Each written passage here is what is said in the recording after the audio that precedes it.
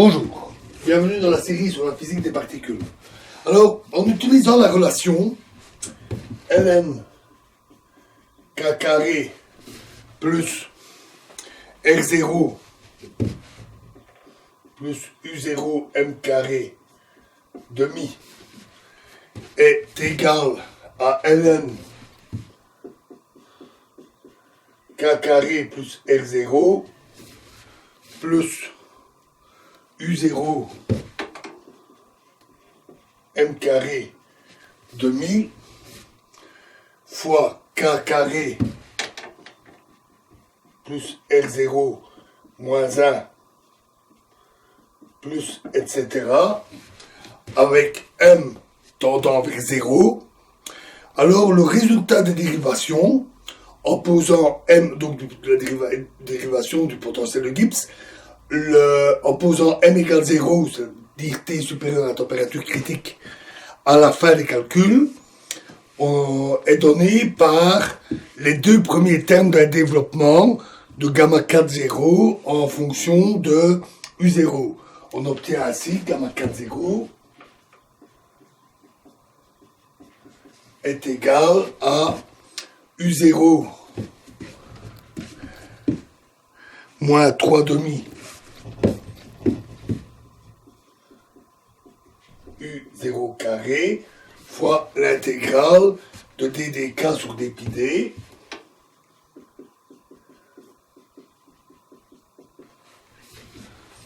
fois 1 sur k carré plus r0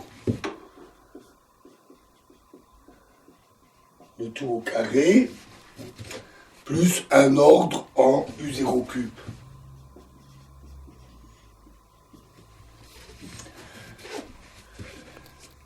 Alors, nous aurons besoin de déterminer la loi de transformation de gamma 4 dans une TGR. Il faut remarquer que gamma 2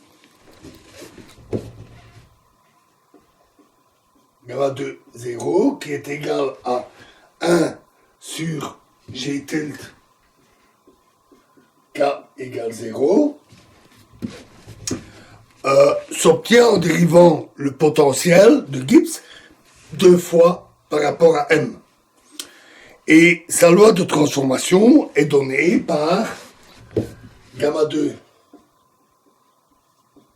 0 mu prime est égal à S exposant D moins 2 d phi fois gamma 2 0 mu.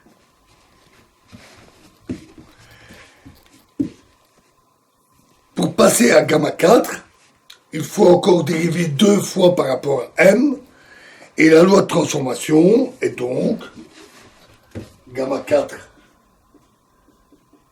0 mu prime égale S exposant D moins 4 d phi fois gamma 4 0 mu.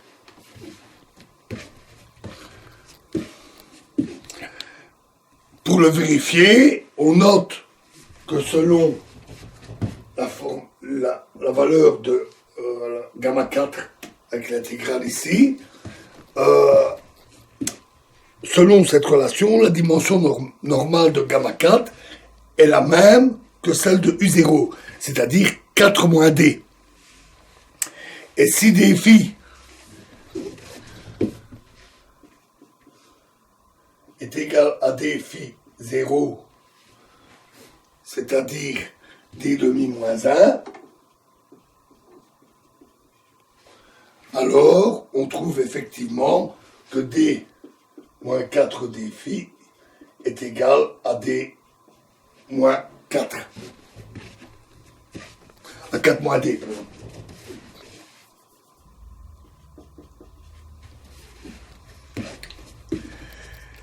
La loi de transformation peut aussi s'écrire gamma 4 de 0, t, t2, etc. Donc les différents champs d'échelle est égal à S exposant D-4 plus 2 états fois gamma 4, 0, S exposant 1 sur nu T, c'est Y1, hein, S exposant Y2, T2, etc.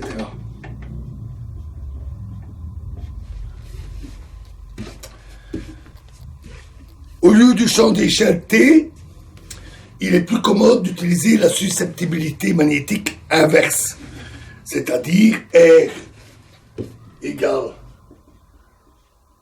Xi moins 1, c'est-à-dire encore égal à T exposant gamma, exposant critique. Et donc, on obtient que gamma 4, 0,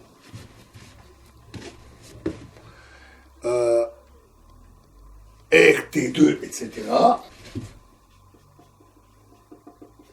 est égal à S exposant epsilon, donc D-4, hein, epsilon plus 2 état, fois gamma 4, 0, S exposant 1 sur nu, R exposant 1 sur gamma, SY2, T2, etc. On choisit ensuite un facteur de dilatation S égale R exposant moins nu sur gamma, c'est-à-dire R exposant moins 1 sur 1 plus R sur 2 moins état.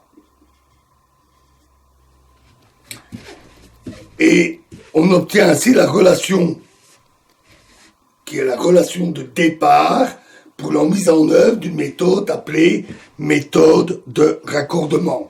On obtient gamma 4, 0, R, T2, etc. égale à R exposant epsilon moins 2 état divisé par epsilon 2 moins état fois gamma 4, 0, 1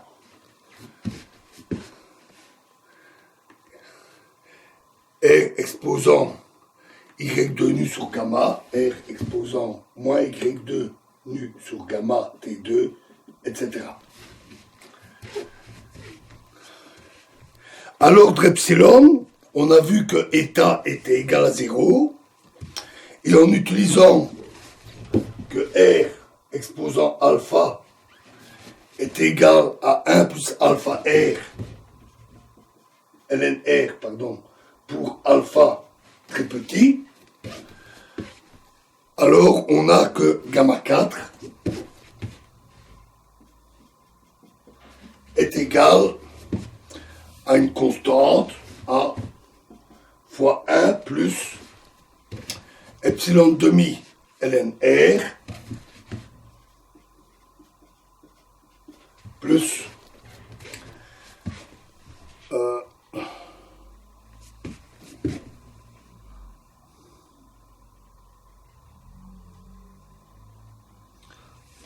C exposant Y2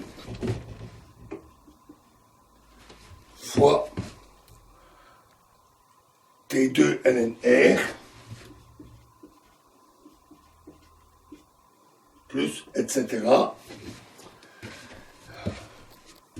En effet, Y2 est environ égal à epsilon. Pardon, c'est epsilon placé. Y2 est environ égal à epsilon, mais Y3 égale à moins 2 plus un ordre en epsilon, et il n'intervient donc pas dans cette relation. Comparons maintenant ce que nous avons obtenu au développement perturbatif. Le développement perturbatif, c'est gamma 4, 0, est égal à U0 moins 3 demi fois U0 carré, intégrale de 0 à grand lambda de d des k sur 2 pi d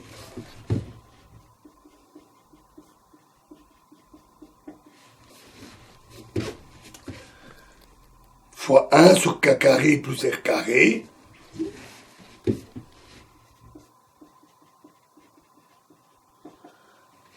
c'est-à-dire encore U0 moins 3 U0 carré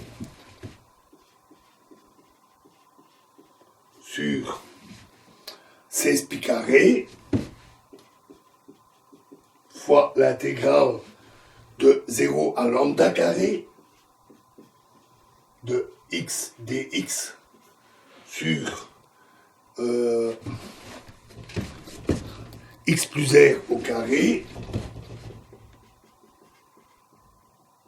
x plus r au carré, c'est-à-dire encore U0 plus 3U0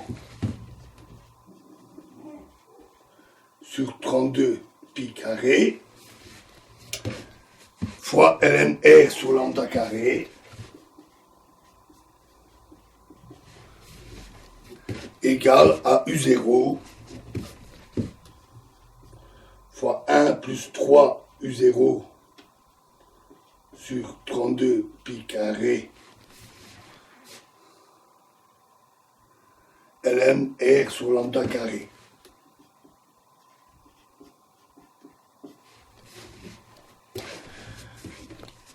On va maintenant choisir U0 qui dépend de epsilon de telle façon que le terme en T2 soit absent de la relation de gamma 4 ici.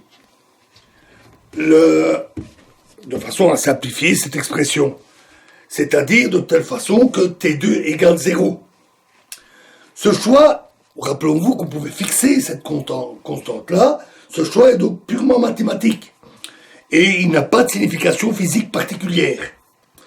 Il veut simplement dire que pour les besoins de la démonstration, on choisit un Hamiltonien de Ginzburg-Landau particulier.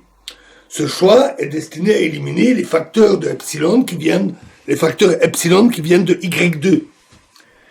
Et de façon à conserver uniquement les facteurs qui viennent de l'expression R exposant avec le epsilon qu'on a obtenu précédemment.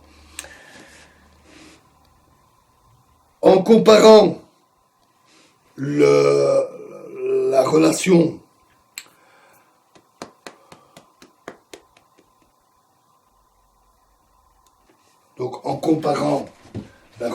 ici en série à ce qui est obtenu, à la dernière relation ici, on trouve alors que la condition que T2 égale 0 implique que l'on a la condition U0 de epsilon est égal à 16 pi carré epsilon sur 3.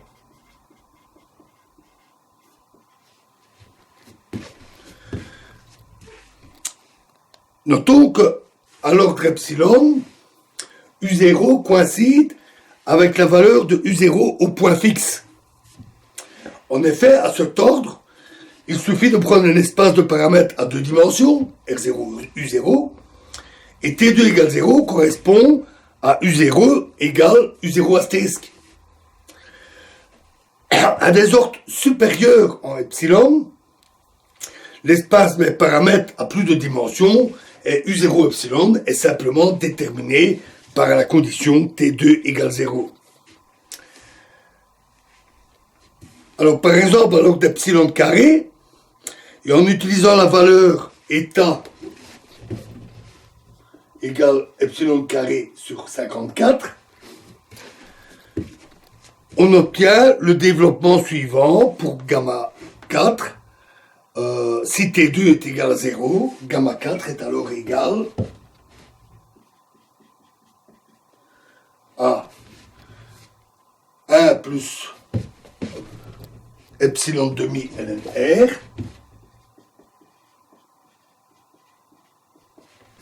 plus R carré sur 8 ln carré R R carré sur 8 ln carré R plus moins epsilon carré sur 54, pardon, fois ln R plus un ordre en epsilon cube.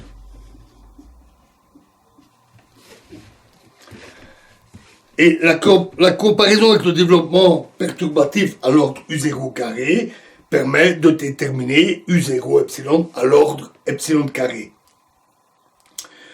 Pour déterminer gamma, on se sert de l'équation qui donne R, c'est-à-dire R bar 0 fois T moins TC égale, donc rappelons que ceci c'est rien d'autre que le paramètre T, c'est-à-dire le paramètre la température réduite, égale R fois 1 plus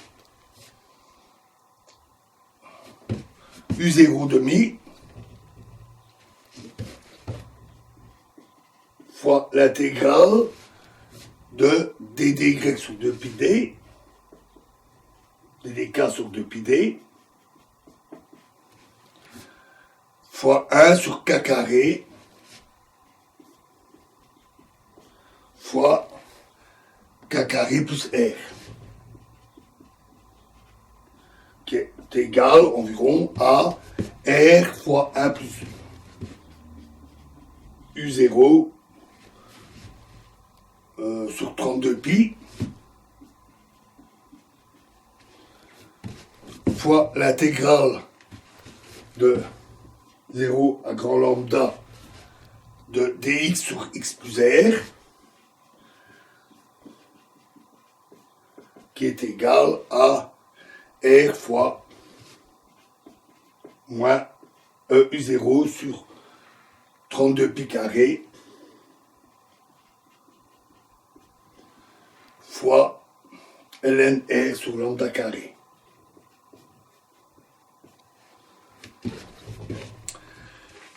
Et en utilisant la condition que t est de l'ordre, en utilisant la condition sur U0 star, on trouve que t est égal à R fois 1 moins epsilon sur 6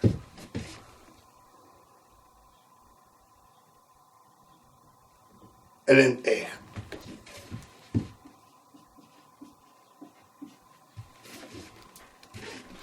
D'autre part, on sait que t est égal à R exposant 1 sur gamma, qui est égal à R fois R exposant 1 sur gamma moins 1, et qui est égal à R fois 1 plus 1 sur gamma moins 1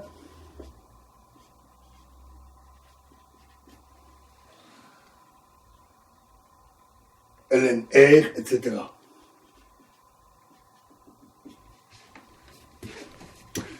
Et la comparaison donne alors le premier terme du développement de gamma.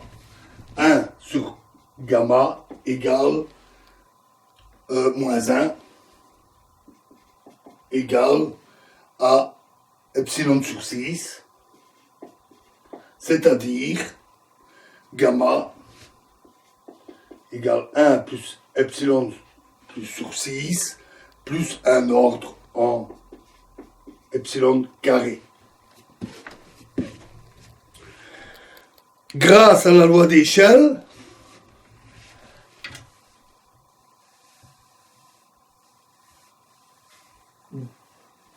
qui dit que gamma est égal à nu fois 2 moins r, cette équation est identique à l'équation pour nu. Et nous obtenons donc ainsi l'exposant critique à l'ordre epsilon. Et nous continuerons la suite de ce développement. En fait, on fera une série de remarques sur la suite que l'on peut faire de ce développement dans la prochaine vidéo. Je vous remercie.